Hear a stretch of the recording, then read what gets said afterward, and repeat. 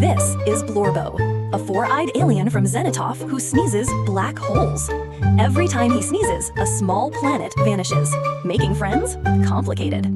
Doctors gave him space antihistamines. He sneezed the doctor. He tried holding it in once. Now his butt is a moon. Alone, he wandered Zenitov's asteroid bars, sneezing into the void. Until he met Snarfa.